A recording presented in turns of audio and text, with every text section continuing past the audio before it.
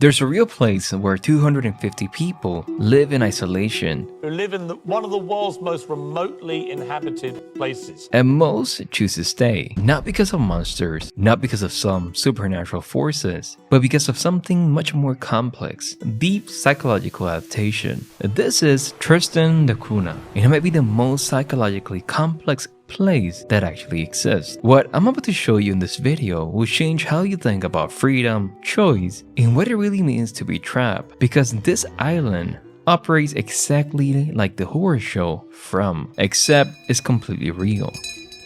But here's something that will blow your mind. The creators of From built their fictional town on the literal foundation of a real abandoned community. Reality and fiction blending in the most unsettling way possible. From is a suspense show about people trapped in a town that they can't get out of. So I spent a few days investigating this, and what I discovered about human psychology will surprise you. So let me show you how Tristan da Cunha actually works, because the mechanics are similar to the show From. This island sits 1,750 miles from the nearest populated land, 8 to 10 trips per year. Sometimes weather cancel trips for months. Imagine being stuck somewhere and literally not knowing when or if the next way out will come, if you decide to leave. But here's where it gets fascinating. Most residents actively choose to stay. Meet Conrad Glass. He left the island at 20 to study in South Africa, had opportunities, had a life, and came back after 3 years because the outside world was too much. That's exactly what happens in From. For some reason they are there. They spend their life trying to figure out why they're there and how to get out.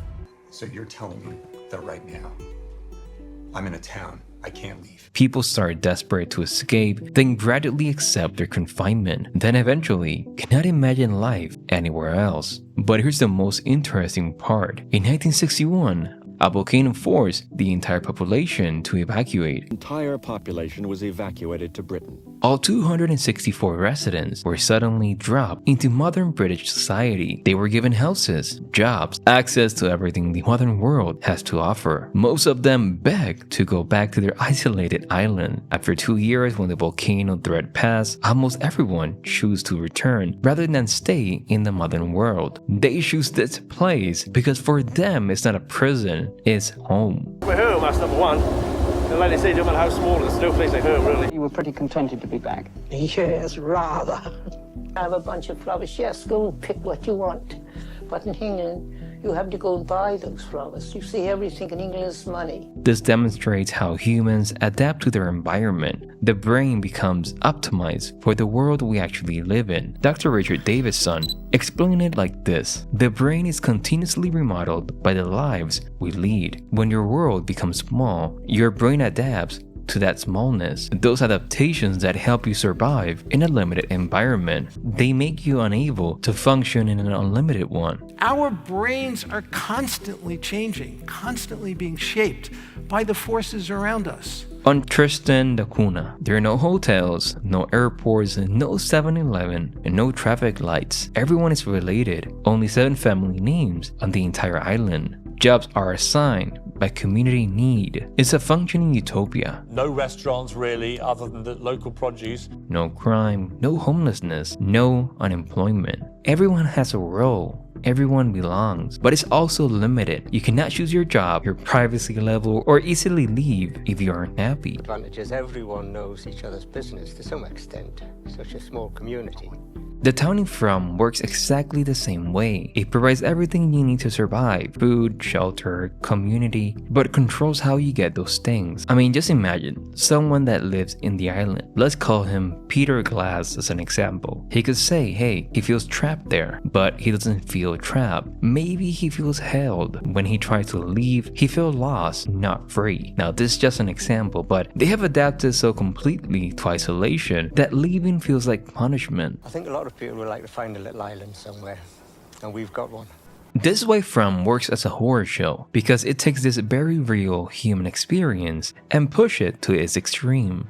The show follows the Matthews family who take a wrong turn and end up in this town that looks normal but operates by nightmare rules. During the day, it's almost peaceful. At night, monsters that look like people try to get in. But the real horror is not the monsters, it's watching people adapt. The monsters they have to be afraid of, but that's not the hardest part. It's what this place does to you. Take Victor, who's been trapped for 30 years. He was a kid when he arrived. Now he's this broken man who's become comfortable with the nightmare. He stopped trying to escape because the town has become his entire world. This is my home. The place that should have destroyed him has instead become the only reality he can navigate. He's not just surviving the horrors of the town, he's becoming part of it. Sounds familiar? We have to go back!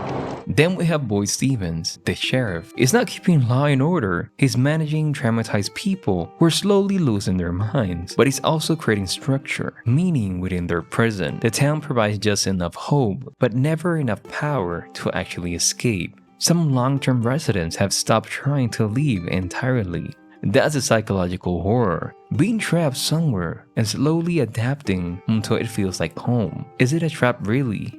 But here's the part that will blow your mind about how reality and fiction blend together. From was filmed at Beaverbank Villa in Nova Scotia. This was a real community from 1954 to 1964. Military housing where families live. Hits played. People build their lives. When the base closed in 1964, families were forced to leave. Just like that, pack up, move on. Where else to call home? When the creators of From found this location, they saw those empty streets and thought that this is perfect. They built their fictional trap town on the bones of a real abandoned community. Beaverbank Villa were not trapped, they were displaced. But displacement and entrapment are two sides of the same coin. Both involve losing control of where you call home. But what is it then for the people in Tristan? This is why we're obsessed with stories about inescapable places. Lost, Silent Hill, The Village, The Prisoner. We keep telling these stories because they tap into something fundamental about human experience. The fear that the place you call home could become your prison.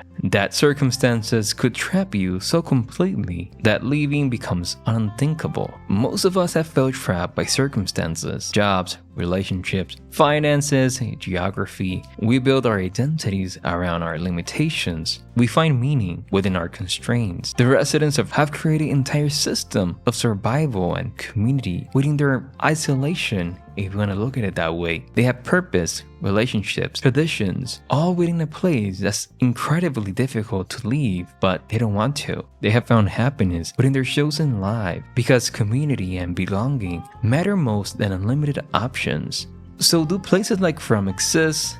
Yes, and we use them as the foundation for our stories because deep down we recognize that reality is thinner than we like to admit. The most interesting question is whether choosing limitations for the sake of community is freedom or a trap.